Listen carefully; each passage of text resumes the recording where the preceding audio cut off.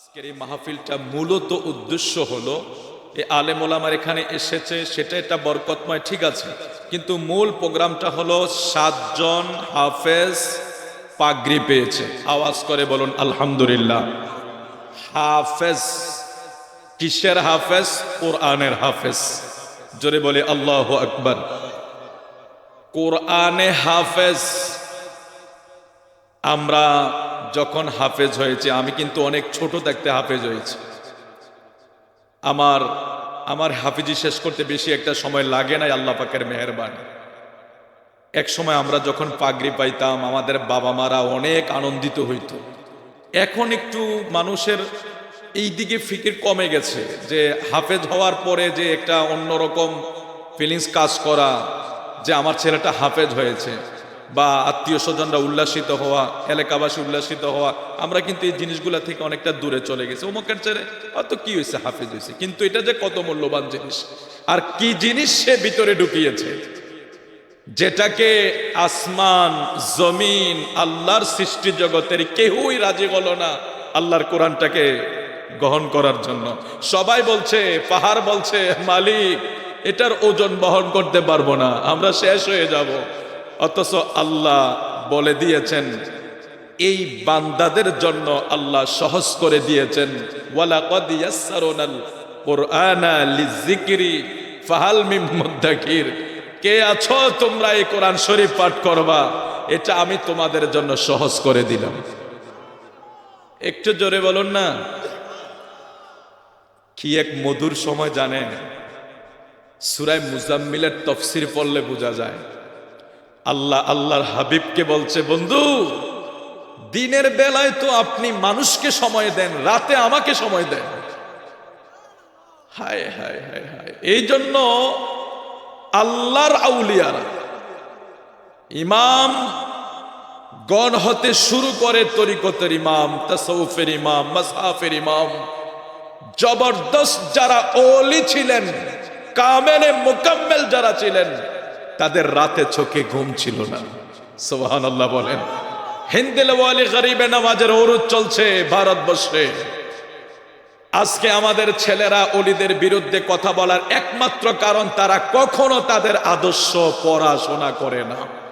অথচ যদি আমাদের ছেলেরা, আপনি গরিবে নামাজের কেরামত বাদ দেন, আমি রেখে দিলাম, কেরামত সবাই বিশ্বাস করবে না, সবার বিবেকে ঢুকবে না, সবাই এটা বুঝে নিতে পারবে না, এটা যার যার অবস্থান, কিন্তু আদর্শটা তো আমরা কমপক্ষে মানতে পারি, ঠিক কিনা বলেন? আপনি আশ্চর্য হয়ে গিয়েছি হিন্দিল ওয়ালি গরিবে নওয়াজের আদর্শ পড়তে গিয়ে।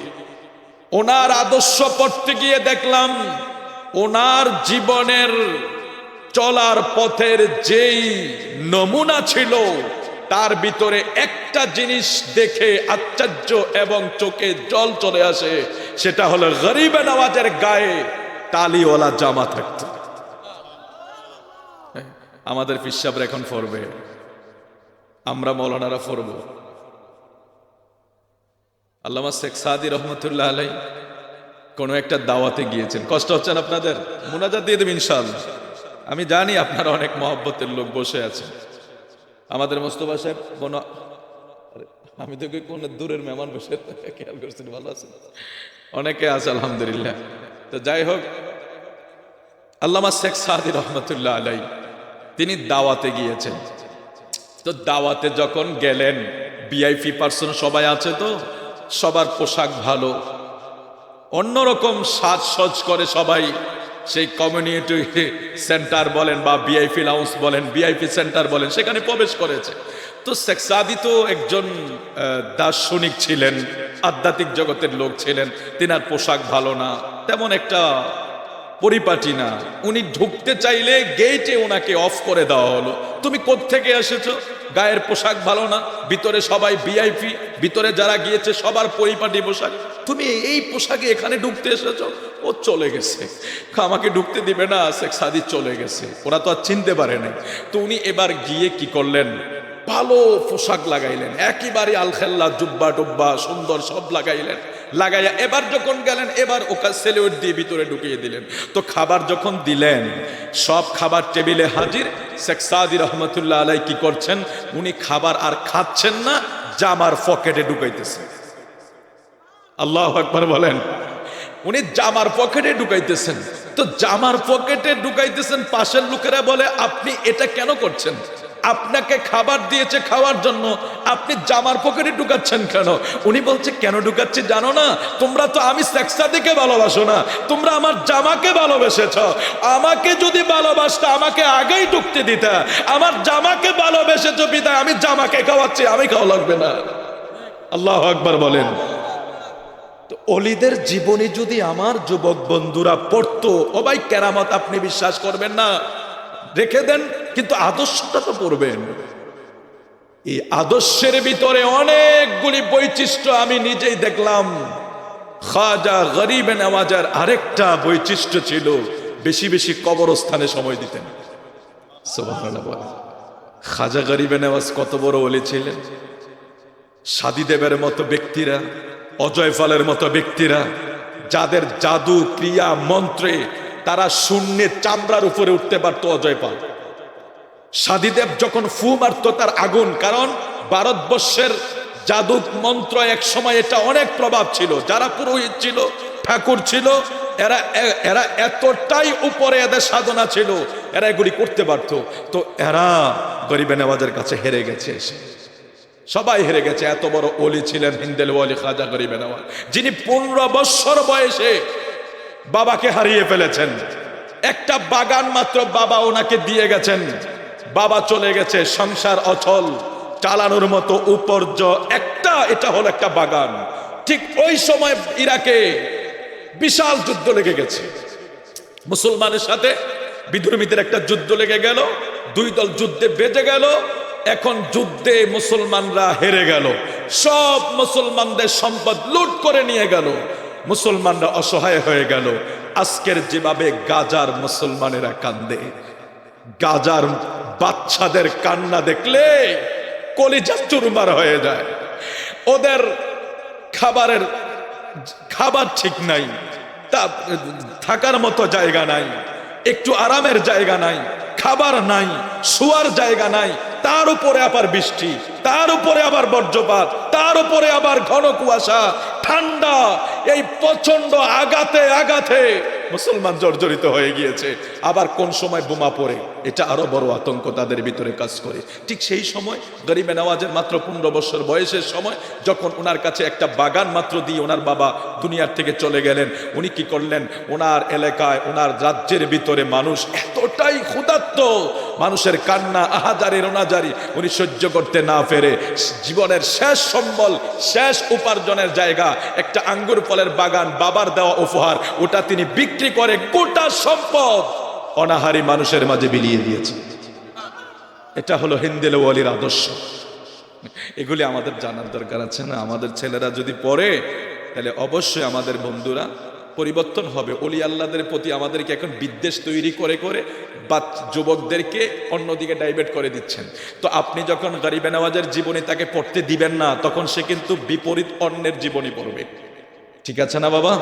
আপনি যদি মহিউদ্দিন জিলানী আল গিলানির জীবনী যদি আপনি তাকে পড়তে বাধা দেন, কেন? আপনার মাইন্ডসেট কাজ করছে যে অলি টলি, আপনি যেভাবে বলেন আর কি সব সময়, যে অলি টলি বা এই সেই বা খাজা বাবা গাজা খাবা এই সেই শব্দ ব্যবহার করে যুবকের মাইন্ড যখন আপনি তরসাট করে নিচ্ছেন, তখন সে আর কখনো গাউসে পাকের জীবনী ধরবেও না, খাজা বাবার জীবনী ধরবেও না, সে কখনো আব্দুস সুবহান আল কাদরির জীবনী পড়তেও যাবে না। সে যদি জানতো গাউসুজ জুবান শাইখুল কুররা আব্দুস সুবহান আল কাদরিকে কিছু ছোলা ভোট দিয়েছে ভারতের জমিনে, যখন উনি চিল্লা করতে গিয়েছেন, 40 দিন পরে যেই সোলাগুলি ওনার প্রয়োজনে শেষ হয়েছে, যা উফুরছে আবার এগুলি উনি মালিককে ফেরত দিয়েছে। এটাই তো জিন্দেগি, এটা দুনিয়ার পরকালমুখী মানুষ ওলিয়া উলিয়াদের কাজ। তো এগুলি আপনারা পড়তে দিলে না। এখন আমি যদি উঠাই বলি এই উমকে ভণ্ড, হুমকে এই খাইছে সেই খাইছে, এদেশে ইসলাম এনেছে ওলি আল্লাহ। খাজা গরিবের নওয়াজকে ভারত উপমহাদেশে পাঠিয়েছে আমার নবী। যেই ভারতে মুসলমান আজান দিতে পারত না, কালিমার আওয়াজ হতো না, কালিমার পতাকা উঠতো না, সেখানে আমার নবী হিন্দেল ওয়ালিকে গরিবে নওয়াজকে মদিনা থেকে ইশারা করে এখানে পাঠিয়েছেন। সেখান থেকে তারপরে এই দেশে গুরু গোবিন্দ আপনারা আজ থেকে 750 বছর আগের কি বলবো আমরা, দুঃখের সাথে বলতে হয়, আমাদেরকে মিসগাইড করতে করতে ওলি আল্লাহদের জীবনীগুলাই আমাদের থেকে একেবারে ধুয়ে মুছে শেষ করে দিয়েছে। আপনি আজ থেকে 750 বছর আগে বাংলাদেশে ইসলামের পতাকা কে উড়িয়েছে? শাহজালাল ইয়ামিনী। এটা কি অস্বীকার করা যাবে? বলুন, অস্বীকার করা যাবে? তো শাহজালাল ইয়ামিনী আসলো কি করে? শাহজালাল ইয়ামিনী আসার আগে ভারতবর্ষের আমাদের বাংলাদেশের সিলেটের তৎকালীন নাম ছিল শ্রীহট্ট। এখন যেটা আমরা সিলেট নামে চিনি, আজ থেকে 750 বছর আগে ওই সময় সেই সিলেটের নাম ছিল শ্রীহট্ট। সেখানে গুরু গোবিন্দ রাজার রাজত্ব ছিল। সেই রাজ্যে আপনারা এখনো যারা মাজার জিয়ারতে যান, আমি বলে দিলাম একটা মাজার জিয়ারত করবেন, সেটা হলো সৈয়দ গুলজারে আলম এবং বুরহানুদ্দিন। এই দুই ব্যক্তির উসিলায় শাহজালাল বাংলাদেশে এসেছে। সুবহানাল্লাহ বলে। শাহজালাল ইয়ামিনী 360 আউলিয়ার পোস্ট নিয়ে বাংলাদেশে আসার মূল সূত্রপাত হইল তৎকালীন সময়ে সৈয়দ বুরহানুদ্দিনের একটা মান্যত ছিল, অথবা একটা আকিকা করেছে। ওনার একটা ছেলে সৈয়দ গুলজারে আলম শিশু দুনিয়া এসেছে, উঁচু পাহাড়ে আকিকা করেছে। তখন গুরু গোবিন্দ রাজার হুকুম হইল আমার রাজ্যে যাতে কেউ আমাদের মা, তারা যেহেতু গরুকে মা বলছে সেটাকে জবাই করতে দেওয়া হবে না। তো মুসলমান তো সেটাকে হালাল মনে করে, মুসলমান সেটাকে জবাই করেছে। সৈয়দ বুরহানুদ্দিন জবাই করেছে ছেলের নামে, গুলজারে আলমের নামে। গুরু গোবিন্দ রাজা খবর পাইলেন, খবর পেয়ে বুরহানুদ্দিনকে ডেকে তার রাজপ্রাসাদে নিয়ে ডান হাত কেটে দিয়েছে। তার বিবি সৈয়দ বুরহানুদ্দিন গুলজারে আলমের মা সেই সুখে সেখানে ইন্তেকাল করেছে। সৈয়দ গুলজারে আলমকে দেব মন্দিরের সামনে রেখা জবাই করে দিছে। ইসলাম এখন আমাদেরকে কেউ বাধা দেয় গরু জবাই করতে? তাহলে আমরা যদি ইতিহাস না জানি, আমাদের ভাইদেরকে, যুবকদেরকে, বন্ধুদেরকে পড়তে না দিই, শুধু মিসগাইড করে দেই, ওটা বন্ড, এটা বন্ড, হায় হায় ভাই বন্ড তো থাকবে। বলুন কোন জায়গায় খারাপ নাই? হেরেম শরীফে যারা হজ করতে গেছেন তারা বলতে পারবেন। ওই কিছুদিন আগে দেখলাম দুই বাঙালি ঝগড়া লেগে গেছে হেরেম শরীফের সামনে। হেরামের কাপড় নিয়ে আপনারা যারা গিয়েছেন তারা বুঝতে, হেরামের কাপড়টা তো উপরেরটা আলগা থাকে, তো তাওয়াফের সময় একটু ভিড় হয়, অনেক সময় ভিড়ে কাপড় কিন্তু কুইলা যায় গায়ে থেকে। তো আমাদের দুই বাঙালি সেখানে, আমরা ভিডিওতে দেখলাম দুই বাঙালি ঝগড়া লেগে গেছে হেরামের সামনে। মাতাফ হেরেমের এরিয়া তো অনেক বড়। মাতাফ যেটাকে বলা হয়, মানে এই কাবা শরীফ, এই হলো মাতাফ, একবারে মাতাফের মাঠ। এখানে ঝগড়া, তুমি আমার হেরামের কাপড় নিয়ে গেছো, বলছেন আমি নিয়ে নেই, হেরামের সামনে ঝগড়া লেগে গেছে। তো এখন আমাদেরকে শিখতে হবে, বুঝতে হবে। দেখুন, সৈয়দ গুলজারে আলমকে উদ্দেশ্য করে শাহজালাল ইয়ামিনী বাংলাদেশে এসেছে আয়েশা গুরু গোবিন্দর সাথে। তো যেই সময় গুরু গোবিন্দ রাজার রাজত্বে একটা গরু জবাই করা পর্যন্ত মুসলমানের ছেলেকে জবাই করে দিয়েছে।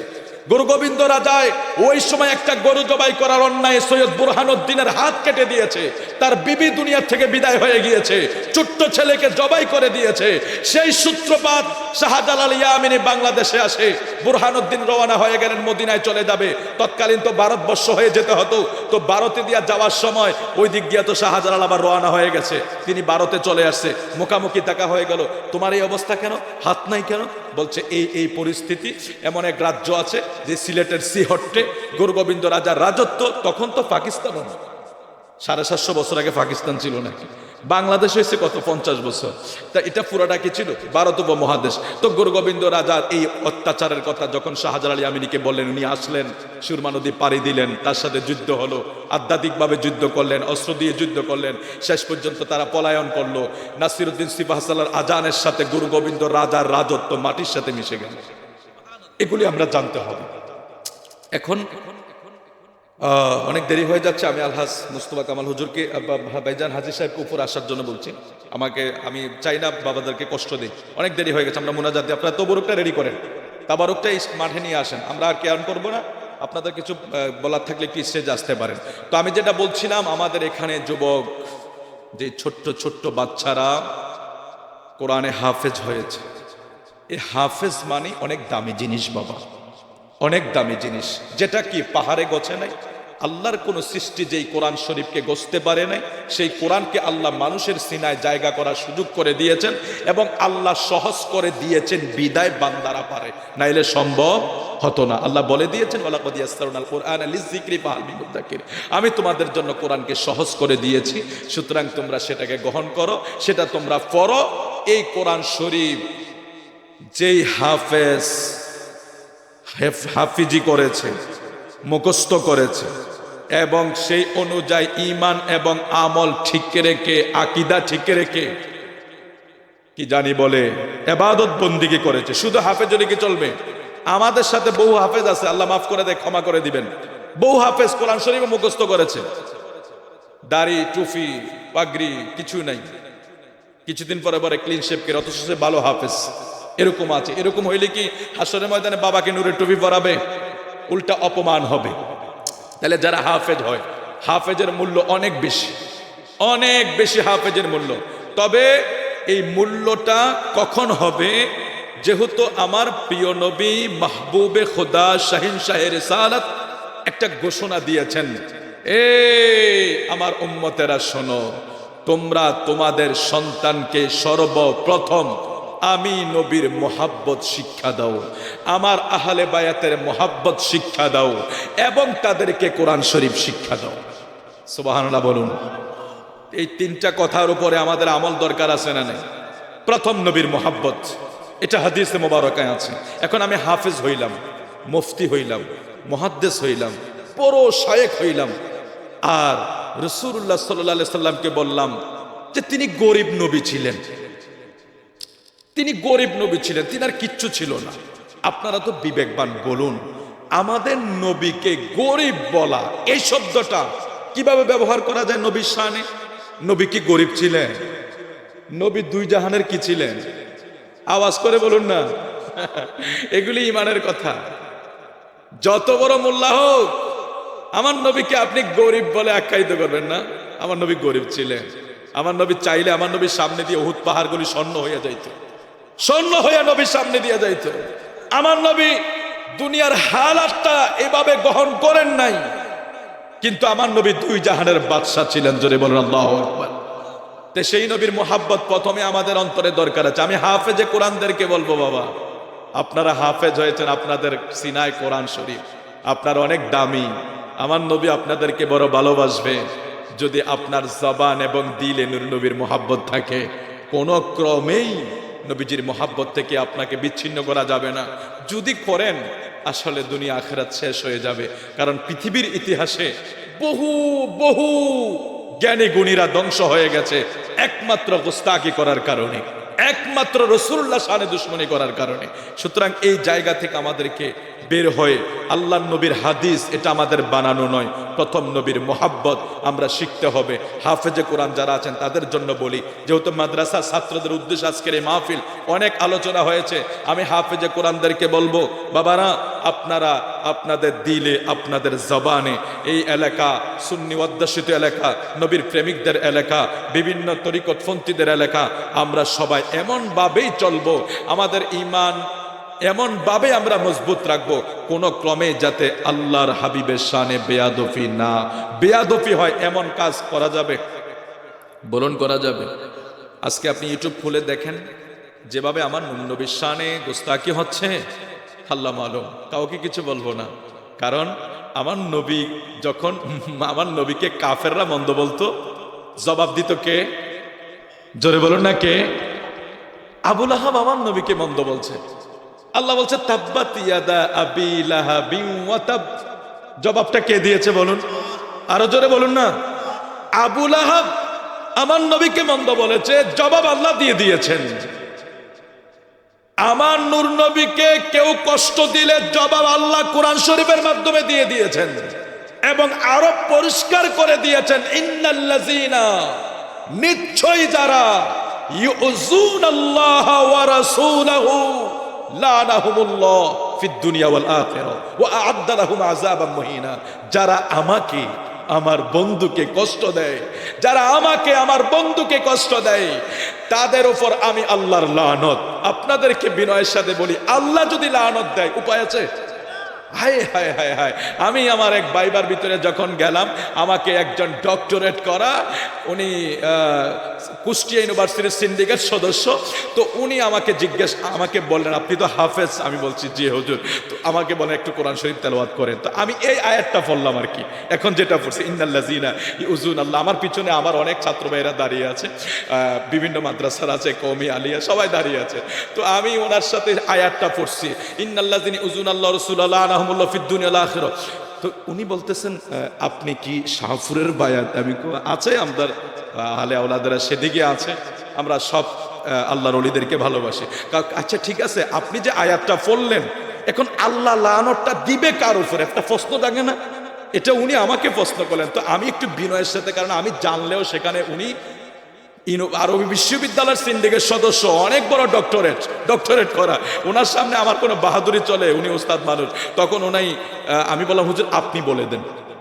তখন উনি আমাকে যে কথাটা বলেন, ঠিক উনি যে কথাটা বলছে আমি সেটাই বলছি আপনাদেরকে, যে উনি বললেন দেখেন এই আল্লাহর লানতটা ওই ব্যক্তির উপর। হুজুর কার উপরে? দেখেন আপনি আমার নবীর নাম শোনার পরে মোহাব্বতে চুমা খাইলেন, আমরা খাই না? এখন আপনার পাশে একটা ব্যক্তি বিশেষ বেদাত শিরক, এটি কই পেয়েছে? এটাকে ইনসাল করা হলো না? আপনারা কি কষ্ট পাইতেছেন? জি ভাই, 12:30 বাজে, আমরা বুঝতে পারছি, মুনাজাত দিয়ে দেবো, আপনি পেরেশানি করেন না। আপনি বাইরে থাকলে তো ঠান্ডা বেশি লাগবে, ভিতরে চলে আসেন, আপনাদের জন্য প্যান্ডেল আছে, পিছনে আছে। বাঙালি বড় চালাক, চিন্তা করছে, বলছে ভিতরে থাকলে বললে সমস্যা হইলে বাইরের থেকে আওয়াজ দিছে। তারপর রেডি আছে না? রেডি আছে ইনশাআল্লাহ। আমি যেটা বলছিলাম, এই মেসেজটা দিয়ে আপনাদেরকে শুনুন। আমার নবী কখন কষ্ট পায়, যে এই আয়াতের ব্যাখ্যায় উনি আমাকে যে জিনিসটা বুঝাইলেন, আমি পড়েছি আলহামদুলিল্লাহ, তবে ওনার কথাটাই বলছি। উনি বলেন দেখেন, আপনি রাসূলুল্লাহর নাম শুনে চুমা খাইলেন, আরেকজন ব্যক্তি আপনার পাশে বৈশা, উনি এটাকে কি করতে পারলেন না? মানতে পারলেন না, বা বিশ্বাস করতে পারলেন না, বা মহব্বত করতে পারলেন না, উনি একটু ইনসাল করলেন। উনি তখন আমাকে বলছেন যে ওই ব্যক্তির উপরে আল্লাহর লানত পড়বে। জোরে কর নাউজুবিল্লাহ। এই বিষয়টা একবারে স্যাম্পল একটা বিষয়। চুমা খাওয়া কি ফরজ নাকি? চুমা খাওয়া ওয়াজিব না, সুন্নতে মুআক্কাদাও না, এটা মুস্তাহাব। আপনার করলে সওয়াব হবে, করলে মুহাব্বত বাড়বে, না করলে কোনো ক্ষতি হবে। তবে এনকার করলে আল্লাহর লানত হবে। এইগুলি মনে রাখতে হবে। ইমাম জালালউদ্দিন সুয়ুতির মতো ব্যক্তি আর কেউ আছে আমাদের বর্তমান সময়ে, যার কিতাব সিলেবাসভুক্ত? 1 লক্ষ হাদিসের হাফেজ, খাসাইসুল কুবরা নামক কিতাবে উনি 3000 মুজিজা রাসূলুল্লাহর উল্লেখ করেছেন। মুসা নবীর এক উম্মতের কথা ওহাব ইবনে মুনাব্বার এক হাদিস উনি বর্ণনা করে গেছেন। জালালউদ্দিন সুয়ুতির মতো ব্যক্তিরা, যাদের কিতাব সিলেবাসভুক্ত, ওনারা যখন দলিল পেশ করে যায় রাসূলুল্লাহর হাদিস থেকে, যে মুসা নবীর কওমের লোক রাসূলুল্লাহর আহমদ নামে চুমা খায়া 200 বছরের গুনাহ মাফ করে নিছে। মুসা নবীর উম্মত যদি 200 বছরের গুনাহ মাফ নিতে পারে, আমরা ওই নবীর উম্মত, আমাদের হক কম না বেশি? আমরা কেন চুমা খাইতে দ্বিধাবোধ করব? ইনসাল করব, ক্রিটিসাইজ করব? আপনি যদি না দেন কোনো আপত্তি নাই, জোর জবরদস্তি নাই। তবে আমি যে দিচ্ছি, আমাকে নিয়ে আপনি কোনো অ্যাঙ্কার করতে পারবেন না, আমাকে নিয়ে আপনি কোনো ইনসাল করতে পারবেন না। যদি করেন, ওই যে লানাহুমুল্লাহ, আল্লাহর লানত। শুধু লানত না, ফিদ দুনিয়া, আল্লাহ কয় দুনিয়াও, ওয়াল আখিরা, আখিরাতে, ও আ'আদ্দা লাহুম আযাবাম মুহিনা, তাদের জন্য কঠিন আযাবের ব্যবস্থা রয়েছে। এটা মাত্র সামান্য একটা প্রথম একটা ডোজ আর কি, এরপরে তো আরো অনেক কিছু আছে। আমরা সব জায়গায় আমাদের প্রিয় আকা মাহবুবে খোদা রাসূলুল্লাহ সাল্লাল্লাহু আলাইহি সাল্লামের শান ও আজমতে কোনো আঘাত হয়, এবার যে যত বড় ব্যক্তি হোক, রাসূলুল্লাহ শানে যদি আঘাত দেয়, এই পৃথিবীর 700 কোটি মানুষের চেষ্ট যদি সে হয়, সে কোনোদিন আমাদের সামনে সম্মানের পাত্র হতে পারে না, যদি সে রাসূলুল্লাহর দুশমন হয়। আর যদি একজন রাস্তার মুচি, মেতর, চামার, কৃষক, হব্বে রাসূল তার অন্তরে থাকে, সে আমাদের মাথার তাজ। আল্লাহ কবুল করো, জোরে বলি আমিন। হাফেজে কোরআন যারা আছেন, আপনাদের খেদমতে বলে গেলাম, আপনারা আমাদের জন্য দোয়া করবেন। আপনার বাবারা অনেক ধন্য, অনেক ধন্য, হাফেজে কোরআনের বাবা হয়ে গেছে। এত সহজ না, এত সহজ না, বাবা হয়ে গেছেন, হাফেজে কোরআনের বাবা। এটাকে ধরে রাখার চেষ্টা করতে হবে, ঠিক কিনা? আল্লাহ আমাদেরকে কবুল। একটু কাতার ধরে বসে থাকি, দুরূদ শরীফ পড়ি আর কাতার ধরে বসে যাই। সাল্লাল্লাহু আলা মদ সাল্লাল্লাহু আলাইহি ওয়াসাল্লাম সাল্লাল্লাহু। বাবা একটু কাতার ধরে বসলে তো বরকত দিতে সুবিধা।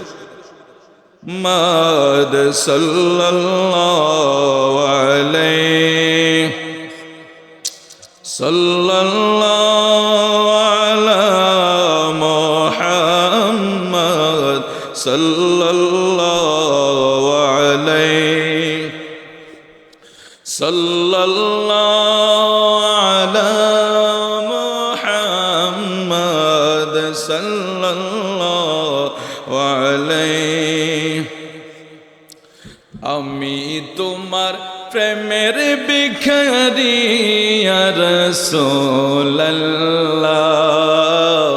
আমি তোমার প্রেমের ভিখারি ইয়া রাসূলুল্লাহ, আমি তোমার প্রেমের ভিখারি, আমি তোমার প্রেমের ভিখারি ইয়া রাসূলুল্লাহ,